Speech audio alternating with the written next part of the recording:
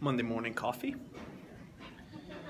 We're a little late today because I was on a session, inner circle session. I'm currently in Toronto for training, and we were having our session with Bob Proctor. Might have the chance to show him later on. Let me just set up and put some headset on so you can maybe listen to me and not listen just to the background just going around. So I hope that you had a fantastic weekend. I've been traveling since last Thursday. That was like Mother's Day yesterday. I was not at home. Bad boy.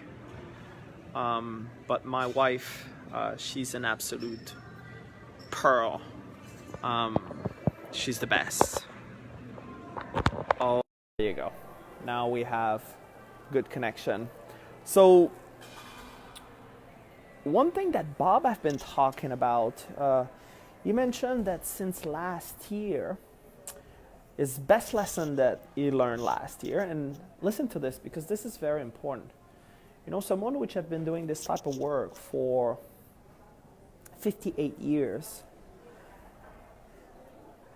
still learn every single day, which like the moment that you say that you're done learning, that is the moment that I think becoming you living in a world that no longer exists, because we're living in a world which changed dramatically, changed extremely rapidly. So you need to always adapt and being able like to get to the next level. But one thing that he learned last year, and he's bringing this quite often, is like you should try to listen to understand. Don't try to listen to answer. And if you start thinking, you're going to realize that a lot of us are listening to someone else and we are just preparing ourselves to answer. And that means that from the moment that you start thinking while another person is talking to you and you want to answer something, you're probably missing some very important things. So are you truly understanding what the other person is trying to communicate with you? So if you are into this feeling and this habit of listening to understand, so where is the other person coming from? What is holding that person back? That is something that will change your life, will help you to probably have a better communication as well, but better understanding with everybody that you're communicating with. So I really recommend you to truly listen to understand, and that is the message that I have for you. That is something that I'm trying to do every single day. And actually we're getting better when we are like listening to understand, because you're going to listen more attentively. You're going to listen really to figure out where is the other person's coming from, so you can be of service to the other person.